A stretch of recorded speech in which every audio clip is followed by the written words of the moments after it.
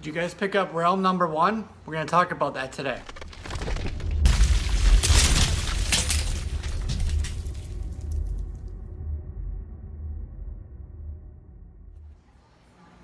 Hey, what's going on everybody? This is Jesse, you're watching JLS Comics. Thanks for pressing play. So today's review for this week is going to be realm number 1. This is a brand new Image Comics title from Seth Peck and JEREMY HAUN with NICK FILARDI on art. Basically, it is a post-apocalyptic fantasy high adventure movie book, and it takes place in the near future. Essentially, it's you can see from the cover here, it's a city, and it is a world where goblins and orcs, and as you can see on the cover, dragons have taken over.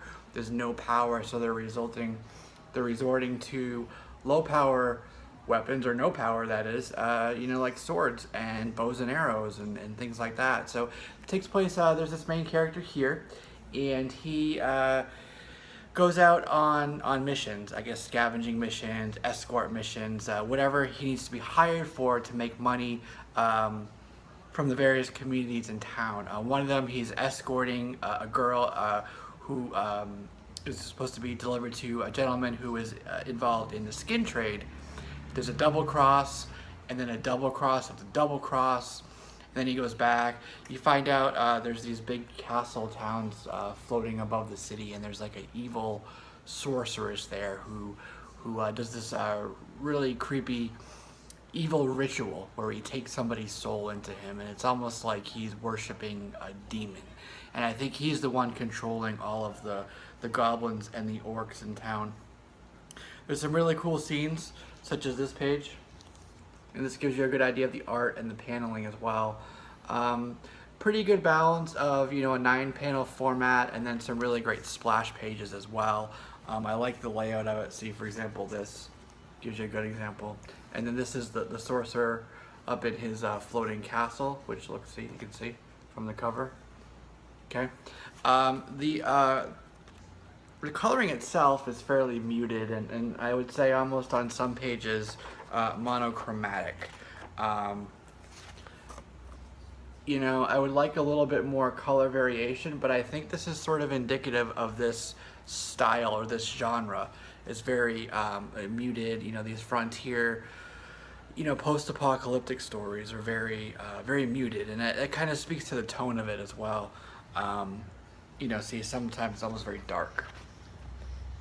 Okay, so I'm not going to tell you a whole lot about what happens in terms of the end, but I'm very curious. Oh, this is a badass page too. There's this guy here fighting a couple of the orcs, I guess. See that? Bam.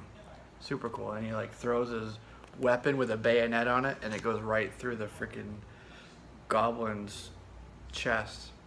It's cool. So this is kind of like, I would say, The Walking Dead, but instead of walkers, it's goblins and demons and dragons, and it's kind of like Walking Dead meets Dungeons and Dragons is a way I would describe it. A really great way to blend the two genres together. I definitely like this. It kind of felt like it was into the middle of the story already. This is a great introduction to the world. You're kind of thrust into it, and I think that was the point. But I would have liked a little bit more of an introduction into exactly who the characters are, who's Nick, I believe is his name, the main character. What's his backstory? And we get a little bit of that at the end, a little bit of a tease of it, when he looks at a photograph. You can see here, he looks at a photograph, and you can see a little bit of, so they touch on it. But I definitely want to see where it's going. It definitely piqued my interest. I like this story. I do recommend it. I'll give it a 4 out of 5 or a 8.5 out of 10, just because of the, a couple things there. A little bit more intro, a little bit more setup into exactly what the world is above and beyond what we saw in the solicitation for it. But that being said, it was a really fun story. Love the genre, like the artwork. The story was very crisp. It moved forward. It didn't drag anywhere, and I like that.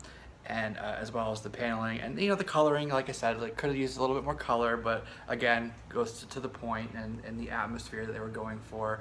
So I did like it, even though I may have infused a little bit more color here and there. Well, not color, because there is color, but there's that page again. So see, there is color, but maybe a little bit more brightness. Like see how they have the red, like make it a little bit more crimson, I guess, so it punches at you a little bit more, a little bit, artistically, a little bit more punch up there, I guess you could say.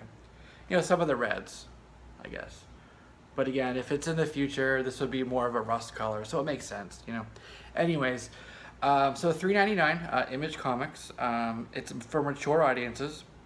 There's 2 covers. This is the first cover. The cover B is a Tony Moore cover, and I believe it is a Dungeons and Dragons homage cover. So I'm gonna have to look for that. Typically, these are probably probably a 1 in 10. I would have to guess. Don't quote me on that, but I think it might be a 1 in 10. I didn't see any out there. So go ahead and pick this up if you like this genre. You'll like this book, and I think that you, like me, will want to see where this goes in issue 2 and issue 3. So that is my review for The Realm #1, and I'll see you in the next video.